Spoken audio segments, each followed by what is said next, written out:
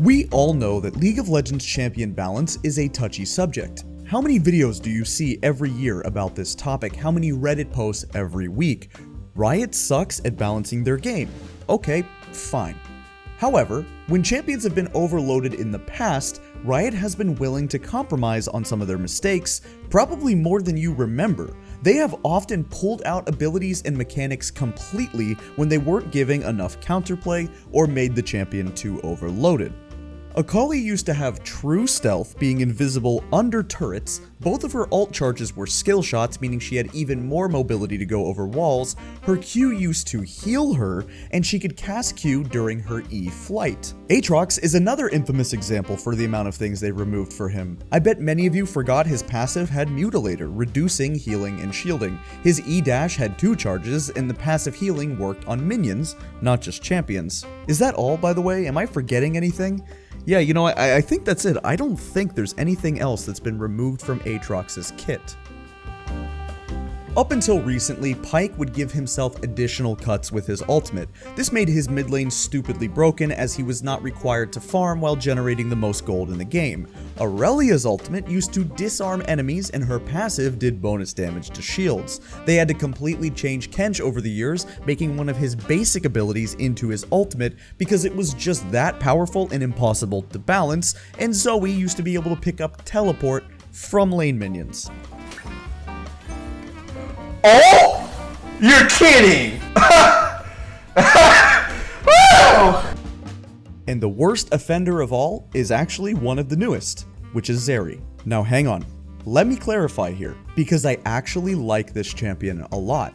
I want Riot to fix her because to me, she's really fun, she's cool, and interesting. But we gotta be real for a second.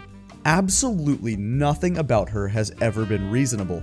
For the final stretch of the 2022 season, she was the worst champion in the entire game, dipping below a 39% win rate at some points, and that was done 100% on purpose. She was not magically going to receive a buff due to her terrible win rate. It wasn't a surprise to anyone at Riot that she had the lowest win rate in the game. Riot has fully admitted this champion does not have enough counterplay, which is why she's now getting even more changes for 2023. If you look at her patch history, it is completely criminal. This champion is not even a year old.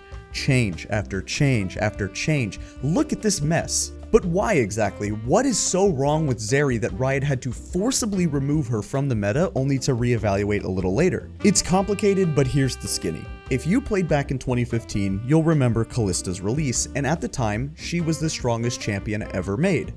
And, well, unfortunately, every problem that Kallista brought to the table, which was a total nightmare for years, was also found in Zeri's kit, but cranked up to maximum overdrive. They made a champion with Kallista-esque self-peel, but with more range, more mobility, more AoE damage, and Lux poke. It's honestly rather simple when you break it down. This champion could hit you, and you couldn't hit her.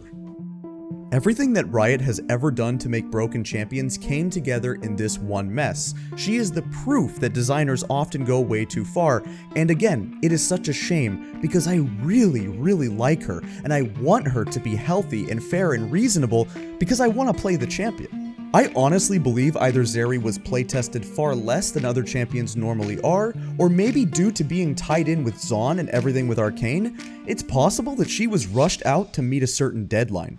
That's all speculation and my own sort of conspiracy theory, but it really wouldn't surprise me, because I bring all of this up to ask today's central topic. What can be done about Zeri? Is League just completely doomed? Maybe, but also maybe not. And in order to understand and discuss what makes champions poorly designed, like Zeri, we first need to understand what makes a champion great.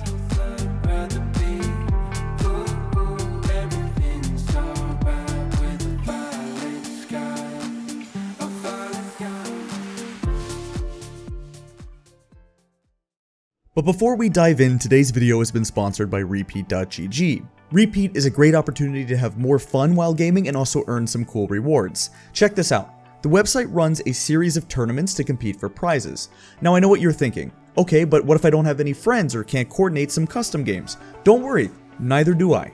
Instead, the way that Repeat works is it runs these tournaments based on your league account, and you earn score and points simply by playing the game as you normally would. Now again, I know what you might be thinking. You're about to say, okay, I've heard this before, so I have to download their software, don't I? The answer to that is no. Everything that Repeat does is directly through their website. Not only do you just simply link your game account, but it will also begin tracking your progress for you. It really is that simple. You can also link your content platform, so maybe if you're a growing creator and place well in a tournament, it could lead to people checking out your stream. Does it cost anything? No, it doesn't. There are free tournaments such as this month's support tourney where you can earn points by playing this list of champions. If you're more of a competitive person like me, then you can enter tournaments for tokens and cash and really try to prove yourself and compete. But even if that's not your jam, you can still enter as many free ones as you want. Repeat is also running this $5,000 prize pool fall classic, which you can enter now if you go to my link in the description down below and sign up. You can then redeem tokens for RP cards and gift cards, and get this, maybe if you just want the money, no problem. You can link your PayPal in withdrawal to spend it on whatever. Like I said, Repeat is an awesome opportunity and there's no reason not to enter. Even if you're just more casual, why not hop in there and see just how many points you can accrue against your friends? Thank you again to Repeat for sponsoring this video, and go to the link that's in the description down below, the one that you see on screen right now. This patch is a bit of a unicorn. Zeri getting buffed and Lillia getting nerfed? You don't see that too often. Actually, you don't really see Lillia in the patch notes at all. Seeing these two champions featured in opposite sides of the patch notes really made me want to do a deeper dive and look at the dichotomy between a champion who is almost never in the patch notes and one that seemingly can't get away from them. Are there League of Legends players out there who hate Lillia? Yeah, of course there are. I'm not suggesting that 0 people have ever permabanned her. I'm sure at least one of you watching this video right now thinks that she is the most OP and disgusting champion in the game, and that's actually understandable. Let's be conservative and say that 10 million people play League of Legends. We know it's more than this. It is without a doubt more than this if you include the people who play the mobile version of Wild Rift, or if you include the astronomical amount of people who play in China, which we don't know the true number. It's definitely more than 10 million, but let's just say it is. That means that with 162 champs in the game, there's about 62,000 players per champ. Now, not all of them are hated equally, because certainly champions on average like Yuumi are going to be hated more than Skarner, but you can still see a world where there's at least a minimum of a couple thousand people who would consider Lillia their most hated champ. But why do I say that she's not disliked very much? Is it purely anecdotal? I certainly don't see her talked about as much as other champions. Ban rate would also be a good place to reference, as Lillia has never had a high ban rate, especially not for a consistent period of time. But it's not just about hate. I'm proposing that she's also incredibly well designed. And in order to make that argument, let's look at the patch notes. If we go back to Zeri, how many changes did she receive in total? Let me define what I considered a change. A change is any time that her abilities and base stats were modified in some sort of meaningful way. Sometimes Riot will do patches to champions where they had some weird rounding, like buffing Corki's base AD from 61.7 to 62 or something along those lines. I wouldn't really count that as a change. I also did not count double dipping, which is to say that if her Q received 3 different changes in one patch, I basically kept that as saying one change. Her Q received a change, even though multiple parts of it were technically adjusted. With that criteria in mind, Zeri received 39 changes over the course of 7 months. From January to August, her kit had to be changed in a meaningful way, abilities, base stats and all, 40 times almost. That's a lot. That is an unprecedented amount. In this time frame, on more than one occasion, there was a patch where every single ability of hers was changed. On 12.4, 12.7, and 12.11, all of her abilities had changes. No other champion in League of Legends history has ever seen this many significant adjustments in such a short period of time. On the other hand, Lillia was quite the opposite after her release, because when she came out in July of 2020, it took more than 8 months for her to receive her very first change. The champion came out, and as far as the meta dictated, which has a multitude of factors out of a champion's control like items and runes, and she was pretty much perfect, which is really cool. And the change that she did eventually receive was fairly simple. They just nerfed her ultimate cooldown by 20 seconds. Since that patch, she has seen one major patch in her lifetime, which is where her passive got a small amount of healing, and the stacks on her Q were tweaked to go from 5 down to 4, and this was meant as a buff to her solo lane, as well as a slight adjustment to her jungle. Additionally, she's received 2 simple nerfs and 3 simple buffs, which are all standard number tweaks that happen from time to time, especially season to season, with different items, different runes, etc. And heading into this season, they reclassified her range as a melee champion, which is a buff since certain items and runes have lower performance for ranged champions, and they went ahead and thought that it would be a pretty big buff to her, so they nerfed her passive in compensation. Considering that Lillia has been out for well over 2 years now, it's pretty true that she hasn't needed much to keep in line, and that's not because she's just weak or ignored by the player base. She's fun and has more or less been a strong champion, workable in both top lane and jungle, and has even seen some success in pro play, but not so much that she's ever been a true permaban. What did they do so right with her? I think that the absolute best part of Lillia is just how smooth her gameplay is. Everything about her just feels so good. Going fast is fun, landing long-range bowling balls is super satisfying, sleeping enemies with your ult so you can land that perfect precision middle W on them for a high burst of damage, kiting your enemies while twirling your Q, hitting the outer ring, all of it is great. She is the perfect definition of easy to learn and hard to master. She's definitely not the hardest champion, as you can play just 2 to 3 games of her and get a really good feel for her abilities without being too confused. From the get-go, you pretty much understand what's going on. After about 5 games, you'll get more comfortable with the range of your Q and start getting brave by flashing into the enemy team with a big multi-target Q, into your sleep, into your Zhonya's. In the case of TSM, it was such a nice play that it ended up being a 9-man sleep.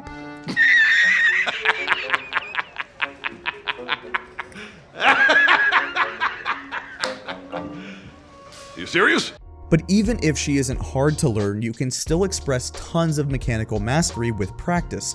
Good Lillias will utilize the movement speed by dodging skill shots, kiting the enemy, dancing around them, and not wasting her long ult cooldown. All of that is great, but it doesn't have anything to do with her not being a problem for the game. What specifically, aside from just being fun, makes her well designed? The biggest thing is that her kit provides a meaningful amount of counterplay. Is it true that she's faster than a jackrabbit hopped up on speed?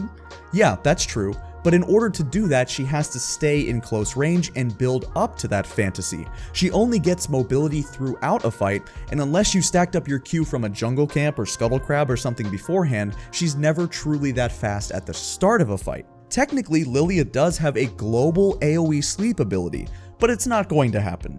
If Lillia throws the bowling ball down mid lane and hits 5 people, that's the enemy's fault, not the champion being broken.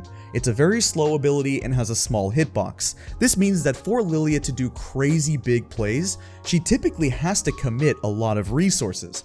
Yes, you can get 4 to 5 man sleeps, but 99% of the time it's going to be after committing flash into dangerous melee range where you could be blown up. Very often you'll get the big sleep off, but you can't really follow up, and instead you need to just press Zhonya's. This is also because in general, sleep is a more fair mechanic than a root or a stun, as it gives your opponent more time to react. Imagine how much stronger and more broken Lillia would be if pressing R was an instant stun. She could then easily follow up and one-shot 2 to 3 people with no fear. Sleep is also easier to instant cleanse in QSS, since you sort of just see the drowsy build up. Speaking of more counterplay, I bet a lot of you who don't play Lillia, Samira, or Yasuo aren't aware of this strange interaction.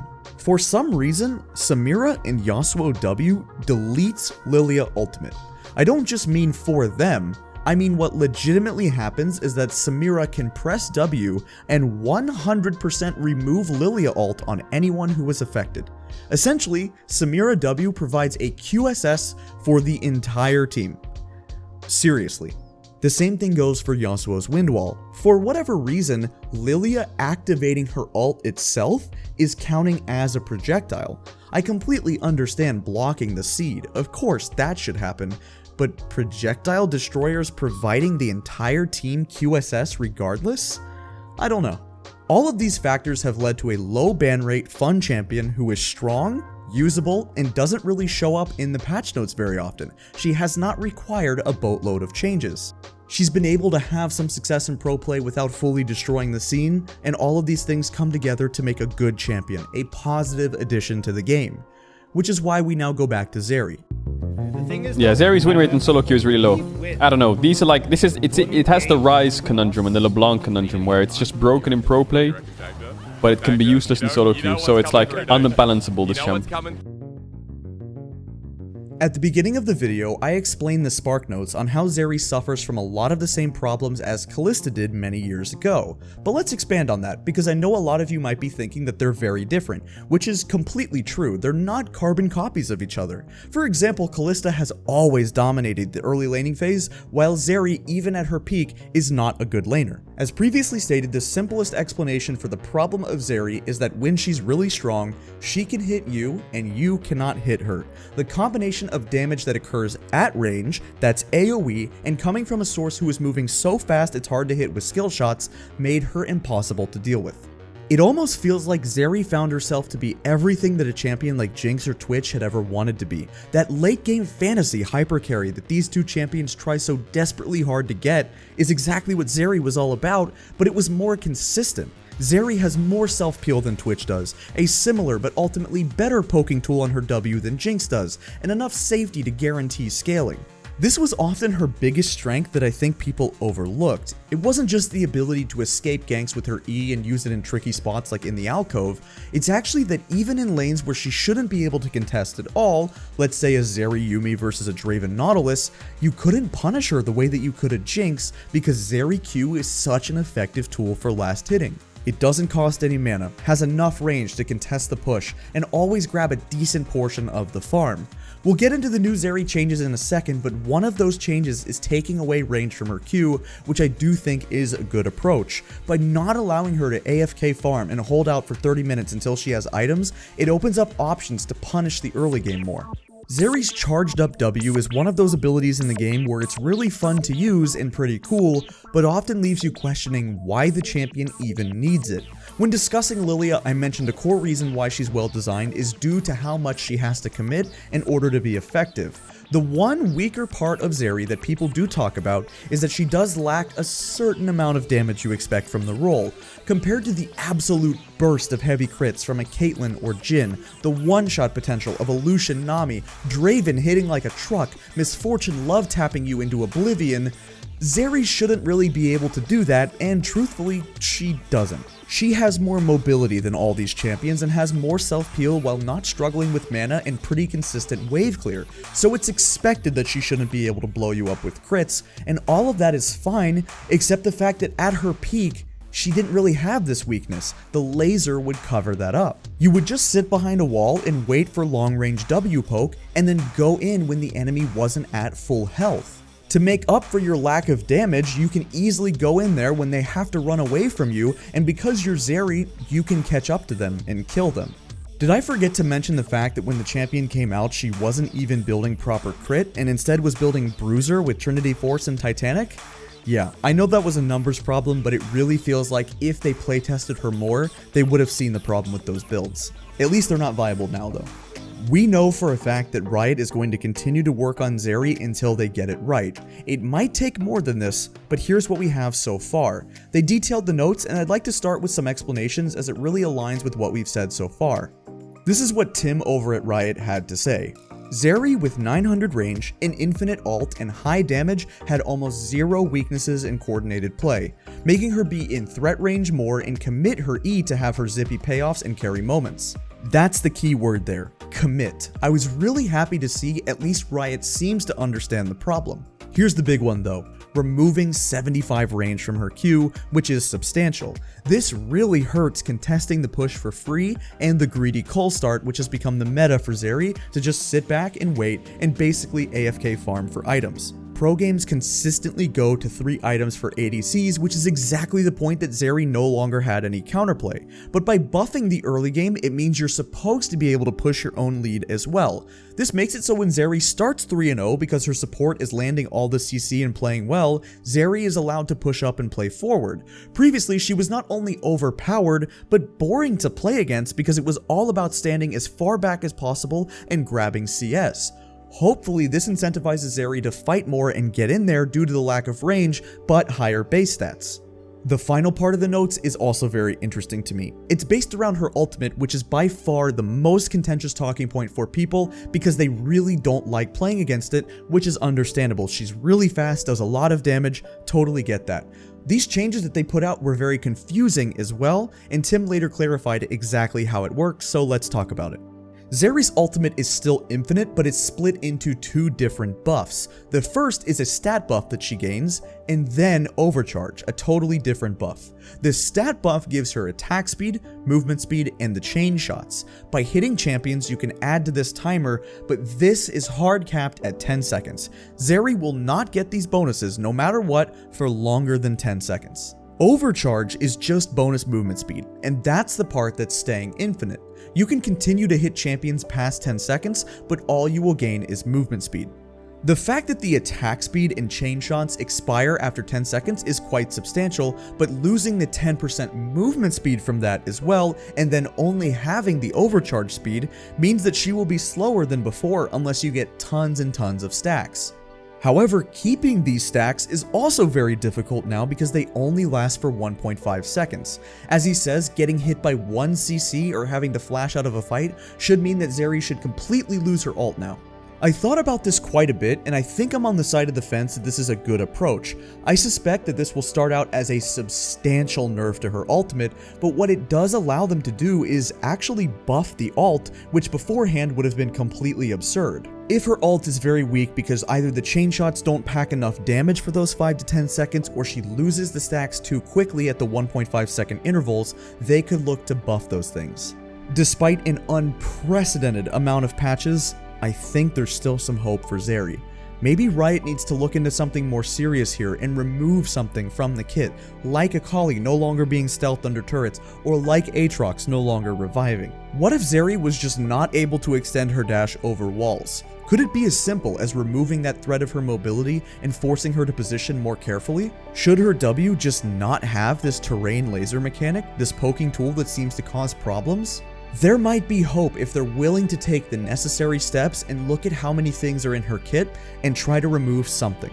Anyway, that's all I have today. We'll have to see how these changes play out and whether or not they can finally get this atrocious champion into a playable but fair state. Again, as I said in the beginning, I'm a Zeri enjoyer. I'm hoping that she's put into a place where she isn't stuck between being the strongest champ in the game or the worst in the game. Those two extremes aren't good for anyone. Please, Riot, fix Zeri. We think she's really fun.